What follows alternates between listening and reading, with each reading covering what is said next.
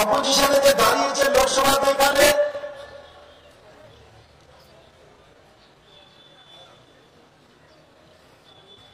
তার বিষয়ে যদি বলি যে মাতার কটা লোক ওনাকে চেনে, কটা লোক ওনাকে দেখেছে,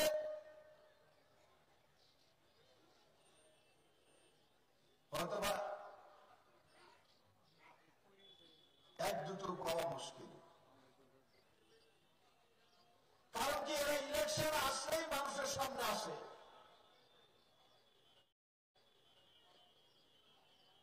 ইলেকশন চলে যাবে আর 5 বছর তাদের দেখা নেই। বিপ্লব আমার দেখেছে ত্রিপুরা মানুষ।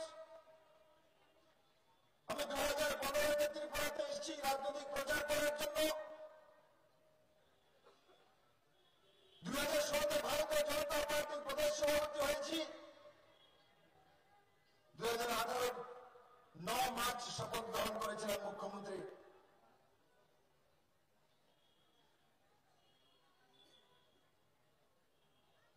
আমার প্রিয় ত্রিপুরাবাসী আমাকে চেনে, বোঝে। কাজ কতটা আপনাদের জন্য করেছে আমি বলতে পারবো না, কিন্তু এই মাটিতে আমার জন্ম হয়েছে, ত্রিপুরেশ্বরী মায়ের এই মন্দিরকে নির্মাণ করার আমি চেষ্টা করেছি। এটা শুধু মাতাবাড়ির মন্দির নয়, এটা ত্রিপুরার মানুষের উন্নয়নের মন্দির।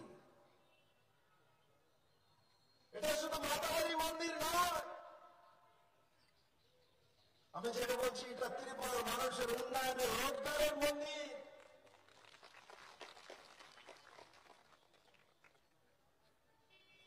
বৈষ্ণদেবী যদি কাটরাতে বসে পুরো জম্মুকে রোজগারের ব্যবস্থা করে দিতে পারে জম্মুবাসী, তিরুপতি বালাজি যদি তিরুপতিতে বসে তিরুপতি ডিস্ট্রিক্টের আশপাশের ডিস্ট্রিক্টগুলোকেও রোজগারের ব্যবস্থা করে দিতে পারে, শিরডিতে বাবা বসে যদি পুরো শিরডির লোকেদের রোজগারের ব্যবস্থা করে দিতে পারে, পদ্মনাভের মন্দির কেরলাতে ত্রিভুবনে ভগবান বিষ্ণু ওখানে যদি বসে সবার রোজগারের ব্যবস্থা করতে পারে,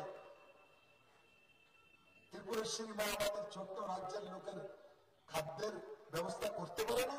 মা সক্ষম, মা আবার সক্ষম ছিল, আমরা সক্ষম, কিন্তু কমিউনিস্টের রাজত্বের কারণে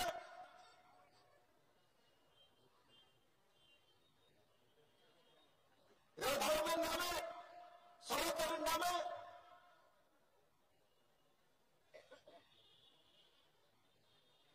মানুষকে বিভ্রান্ত করে ত্রিপুরেশ্বরী মায়ের নাম দুনিয়ার মধ্যে চলে যায়। কার ত্রিপুরেশ্বরী মাকে যেন মানুষ দর্শনের জন্য আসে, সেটা কমিউনিস্টরা চাইতো না।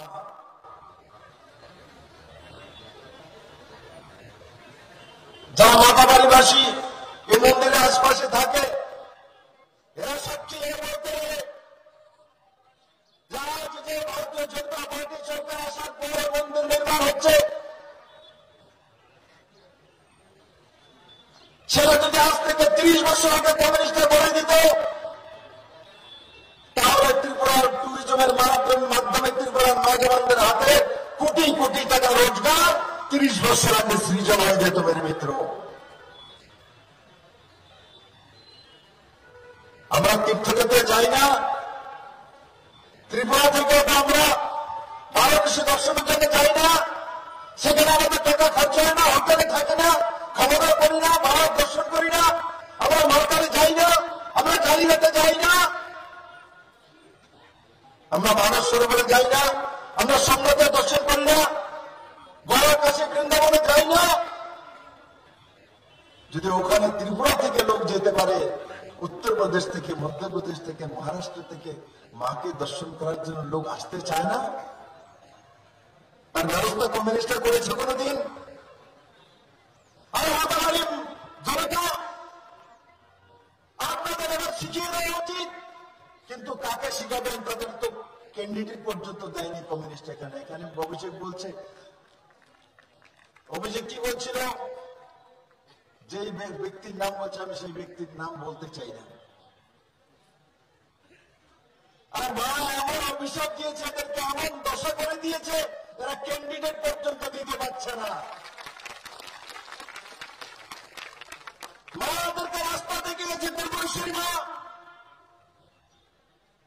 ভারতীয় জনতা পার্টির ছেলে বিপ্লব দেব ত্রিপুরাতে প্রথম এক্সপ্রেস ট্রেন এসছে, তো তার নাম মাতা ত্রিপুরেশ্বরীর নামে ত্রিপুরা সুন্দরী এক্সপ্রেস রেখেছিল। আর কে করে দিয়েছে সেটা? এখানে কংগ্রেসের কেন্দ্র সরকারের হতো, মাননীয় প্রধানমন্ত্রী নরেন্দ্র মোদী দেশের প্রধানমন্ত্রী ছিল বলে বিপ্লব দেব তার নাম ত্রিপুরেশ্বরী এক্সপ্রেস রাখতে পেরেছিল। আর শুধু নাম না, মানব